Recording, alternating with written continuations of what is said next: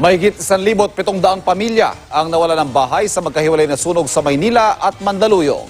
Nakatutok si Von Aquino. Pasado alas 11 kagabi nang sumiklab ang sunog sa bahaging ito ng Parola Compound sa Tondo, Maynila. Ayon sa Bureau of Fire Protection, dikit-dikit ang mahigit 300 bahay kaya mabilis na kumalat ang apoy sa mga ito.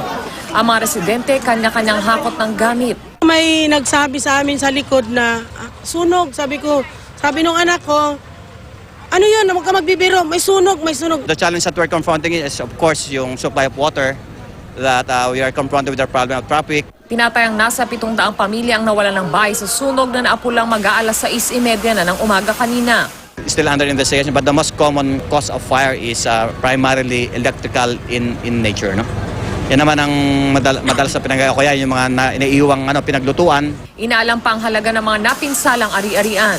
Ang mga nasunugan, tumutuloy muna sa Delpan Evacuation Center. Bago ang malaking sunog na ito sa Maynila. Natupok din ang dikit-dikit na mga bahay sa Barangay Addition Hills, Mandaluyong City bandang alas 4 ng hapon. Sa kapal ng usok, nahirapang lumapit ang mga bumbero. Makalipas ng ilang oras, ganito na kalawak ang sunog.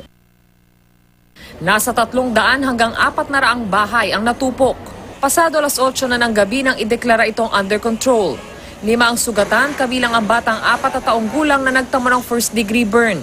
Tinatayang nasa 2.5 million pesos ang halaga ng ari-ariang napinsala. Ayon sa BFP, natukoy na nila kung saan nagsimula ang sunog pero hindi nila ito idinetalye. Actually may pangalan tayo, kaya lang for the security of that family, hindi na muna po natin i-divulge. Nasa isang covered court ngayon ang 1,000 pamilyang nasunugan. Binigyan na sila ng tulong. Von Aquino, nakatutok, 24 oras.